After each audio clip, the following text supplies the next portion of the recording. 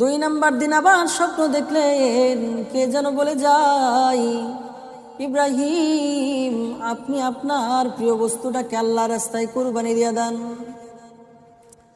ইব্রাহিম আলাইহিস সালাতু ওয়াস সালাম দ্বিতীয় দিন আবার 100 উট আল্লাহর রাস্তায় কুরবানি দিয়ে দিলেন। তিন নাম্বার দিন আবার স্বপ্ন দেখেন, কে যেন বলে যায়, ইব্রাহিম আপনি আপনার প্রিয় বস্তুটাকে আল্লাহর রাস্তায় কুরবানি করে দেন। আপনার আমার পয়গম্বর ইব্রাহিম আলাইহিস সালাতু ওয়াস সালাম চিন্তায় পড়ে গেলেন, হারে একদিন না, দুই দিন না, তিন দিন একই স্বপ্ন দেখলাম। বালাগা মাহু সায়া।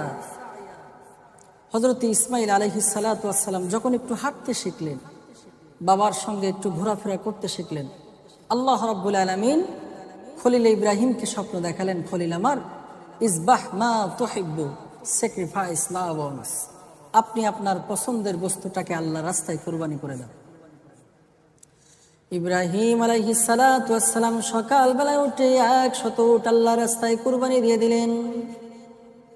দুই নাম্বার দিন আবার স্বপ্ন দেখলেন, কে যেন বলে যায়, ইব্রাহিম আপনি আপনার প্রিয় বস্তুটাকে আল্লাহর রাস্তায় কুরবানি দিয়ে দেন। ইব্রাহিম আলাইহিস সালাতু ওয়াস সালাম দ্বিতীয় দিন আবার 100 উট আল্লাহর রাস্তায় কুরবানি দিয়ে দিলেন। তিন নাম্বার দিন আবার স্বপ্ন দেখেন, কে যেন বলে যায়, ইব্রাহিম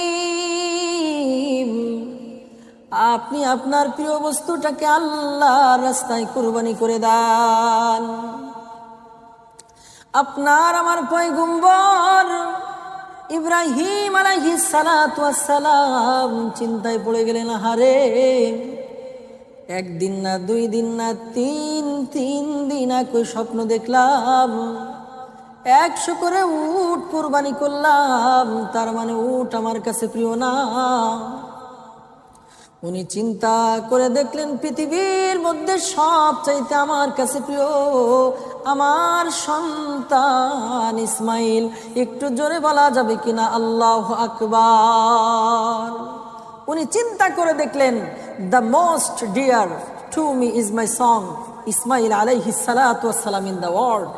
আমার কাছে পৃথিবীর সবচাইতে প্রিয় হচ্ছে আমার কলিজার টুকরা সন্তান ইসমাইল। আল্লাহু আকবার। আর মুহাব্বতের হবেই না কেন বলেন? 86 বছর বয়সে আল্লাহ রাব্বুল আলামিন একটা সন্তান দান করেছেন, এজন্য তো এত বেশি মুহাব্বতের। তো ইব্রাহিম আলাইহিস সালাতু ওয়াস সালাম হাজেরার কাছে গেলেন, গিয়ে বললেন, হাজেরা ইসমাইলকে সুন্দর কাপড় পরায়া দাও, সাজায়া দাও। কেন? বলে ঘাস কাটার জন্য পাহাড়ে যাব, ঘাস কাটতে যাব। তো ঘাস কাটতে যাবেন, এজন্য কি আবার নতুন পোশাক পরতে হয় নাকি?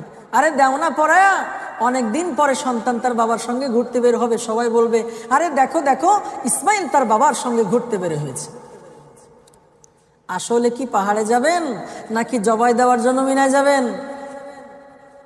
জবাই করার জন্য মিনা প্রান্তরে যাবেন, কিন্তু বললেন কি ঘাস কাটার জন্য পাহাড়ে যাবেন। কথা হাসা নাকি কথা মিশা? হাসা কথা। ফর এক্সাম্পল, আমি আপনাদেরকে বললাম আমি দৌলতপুরে যাব, কিন্তু আমার প্ল্যান হচ্ছে, আমার নিয়াত হচ্ছে আমি ডাকবাংলাতে যাব। তো ডাকবাংলা যাইতে গেলে আগে তো দৌলতপুর রেখে এরপরে ডাকবাংলা যাইতে হয়। তো আমি প্রথমে ডাকবাংলায় গেলাম, কথা বাস্তবায়ন করলাম, এরপরে আরেকটা গাড়িতে উঠে সোজা ডাকবাংলা চলে গেলাম। কথা সত্য। ঠিক তদ্রূপ ভাবে আব্বাজান ইব্রাহিম আলাইহিস সালাতু ওয়াস সালাম প্রথমে পাহাড়ে গেলেন, ঘাস কাটলেন, কথা বাস্তবায়ন করলেন, এরপরে ইসমাইলকে নিয়ে জবাইয়ের জন্য মিনার দিকে রওনা হয়ে গেলেন।